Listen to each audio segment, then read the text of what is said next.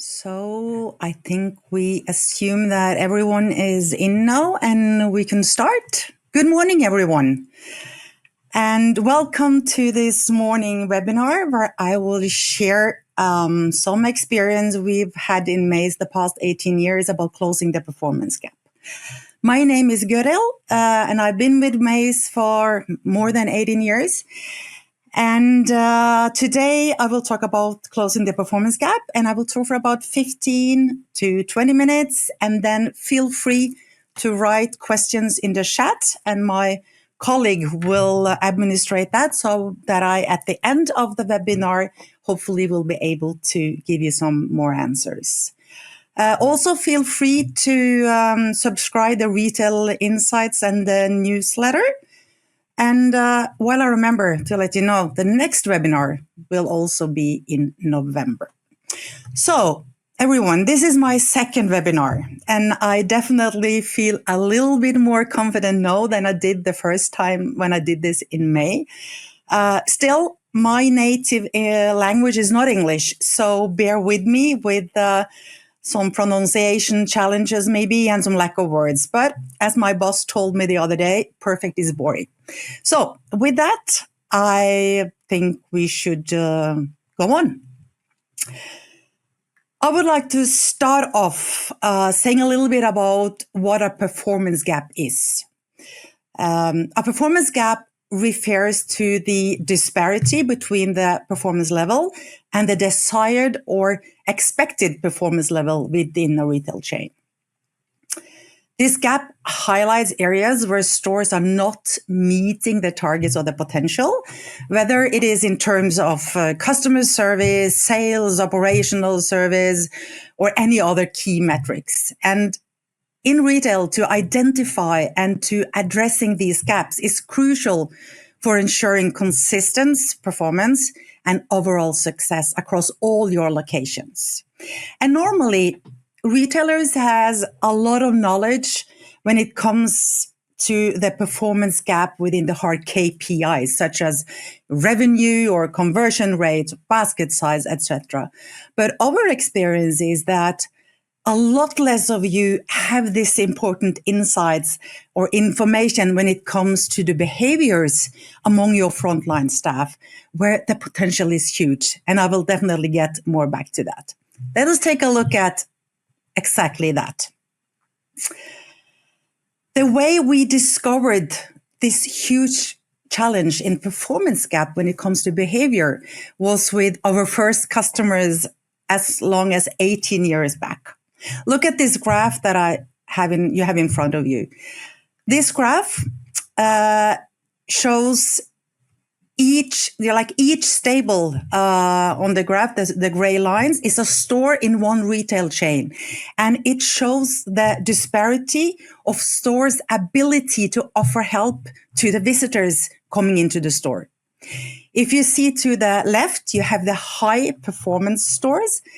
They offer help to more than 80-90% of the visitors entering the stores. If you go to the right, you see the low performance stores, and they offer help to a lot less customers than the high performing ones. This is a performance gap within behavior. And we can look at any performance indicator and you will see this variation more or less. Then think about this. The big question from me to you then is, will this performance gap in offer help correlate with any KPIs to this customer? Of course it does.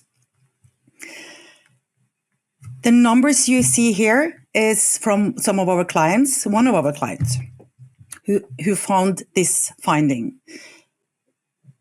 When you are not offering help to the visitors, the conversion rate within this chain is 9.6 points.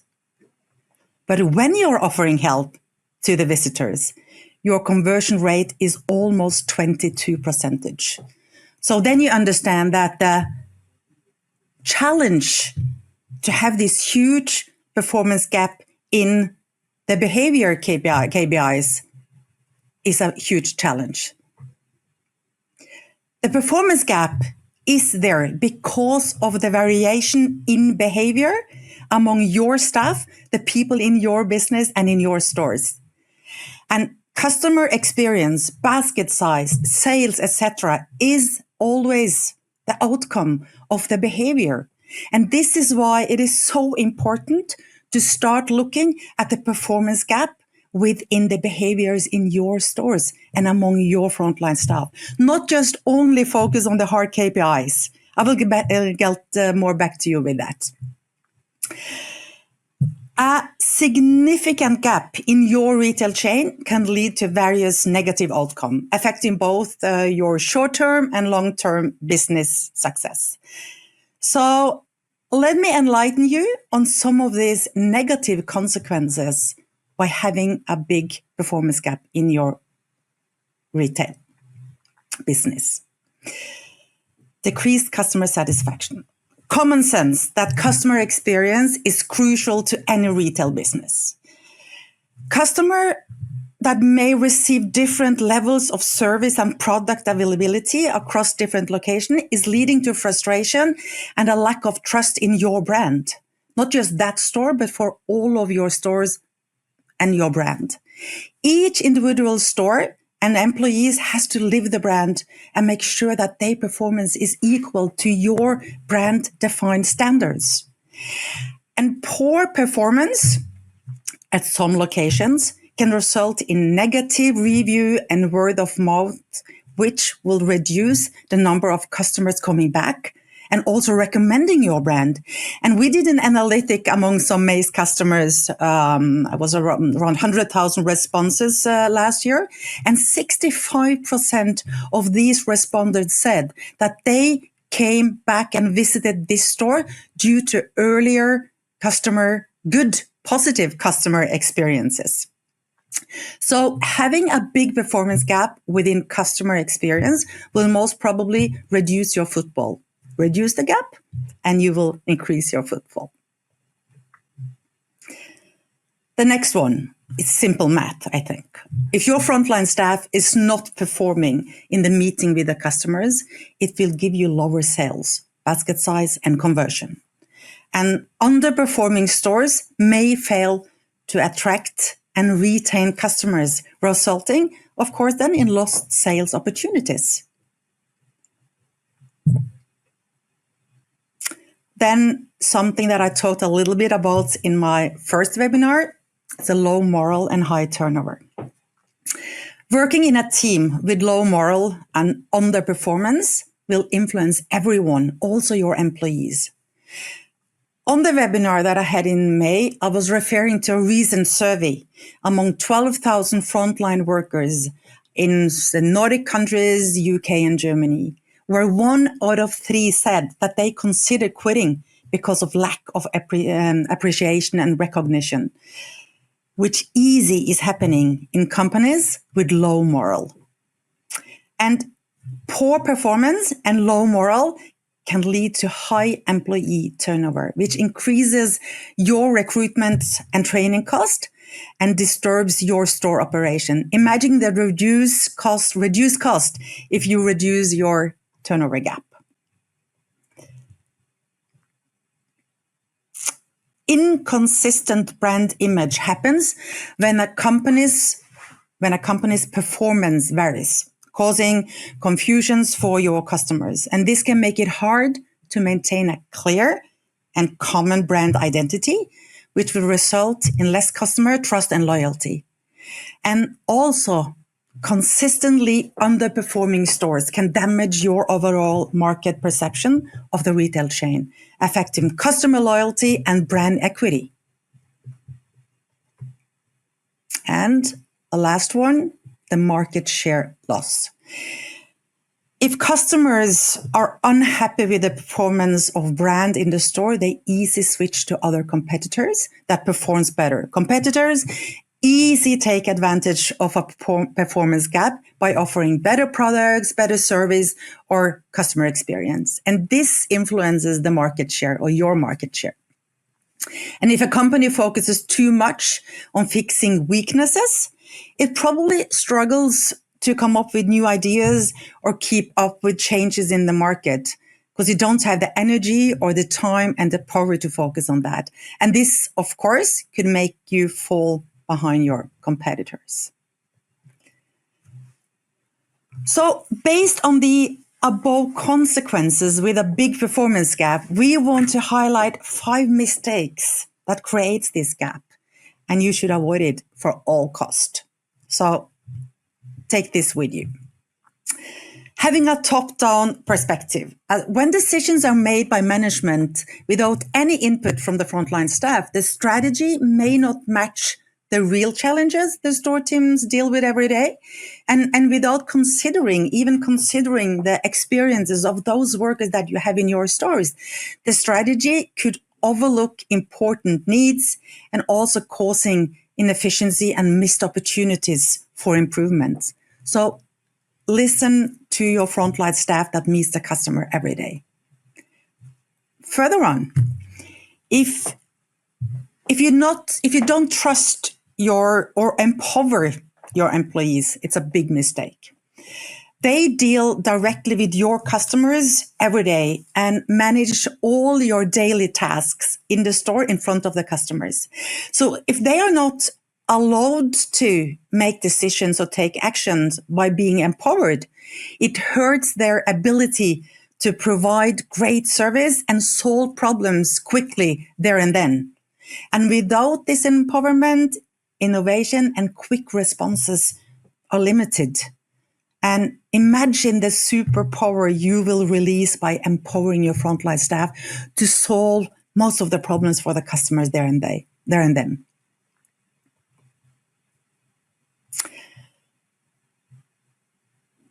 You all use money, my experience is that you all use money in sales training. It's important for retail. And investing in sales training is important, but it is just as crucial to follow up and make sure that the training you teach your employees is being used correctly in the store towards your customers entering the stores.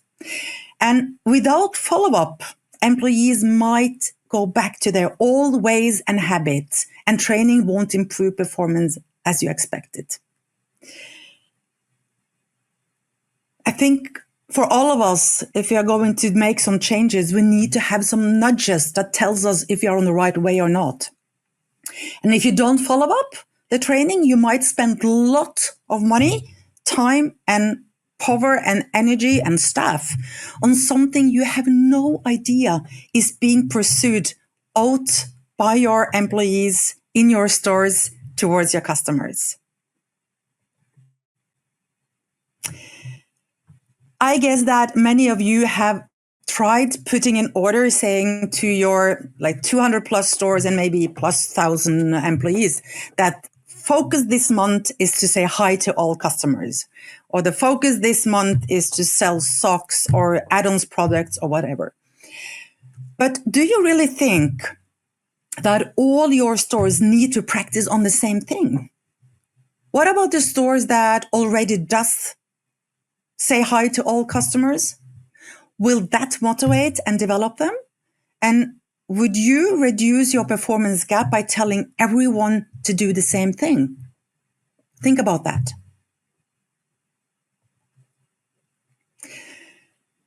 The last one, relying on instincts instead of data can lead to poor decisions. And data provides a clear objective view of performance and customer behavior and operations, of course. But this data should not just be for the management, but your frontline staff need it too. And I'm sure most of your frontline staff know their KPIs like sales and revenue and basket size and number of works per hour, etc. But do they know how they are performing towards the customer? My experience is that this is not that much communicated. It's really important not to just give the information about the sales figures, but also that your employee knows that they are really doing a good job or if there is anything they need to change. So to avoid these mistakes, we suggest you use an inclusive database and personalized approach to manage your store performance. Involve your frontline staff and continuously follow up your training and make decisions using data. This help you to close performance gap and improve your efficiency and boost your customer experience. So when you follow these mistakes, you're on the path to success. So based on 18 years of experience with 100 plus retailers in Scandinavia and Europe, we are sure that the solution to reduce the gap is everyday training. And I want to say a little bit about that. Everyday training is the only thing that leads to behavior change. If you want to change behavior or habits, you both have to practice on and to get feedback every day. And if not, you will quickly get back to your old habits. Think about your own life when it comes to changing your own habits. You really need some kind of nudging almost every day to make sure that you're on the right spot, or to tell you that I need to change something to change the behavior. So have that with you. You need to have daily feedback and insights to make sure that you change your habits and don't go back to your old. You follow your behavior change and don't go back to old habits. The second is to follow up on the daily practice and behavior. You need feedback and insights from your customers, managers, and co-workers every day, not just a report every month. This is the way of making sure your sales training is being executed in your store. And that is, as mentioned earlier, a big and expensive mistakes if you don't follow up your training.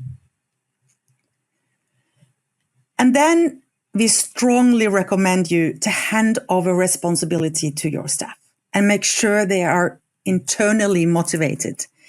And engage and motivate your frontline staff using strategies that make them both have fun and want to learn.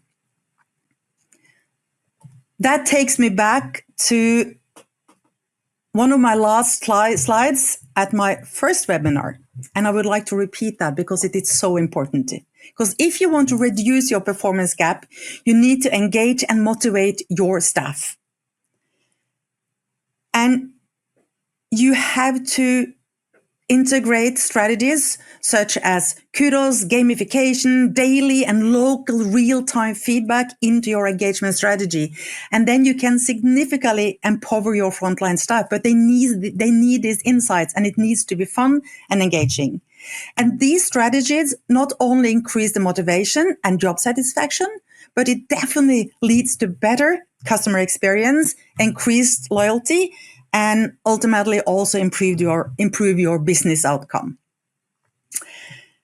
The strategies that you find in social media, such as gamification, kudos, insights, likes, and comments, it works perfectly and engaged in the private life. So why should you not use that same strategy in the work, in the business, when it works so well privately? So we are getting to the end. Try to follow this, and I am sure you will get more engaged employees. You will have more repeated customers and satisfied customers, and you will reduce your performance gap on several levels and metrics in your company. So thank you for listening in.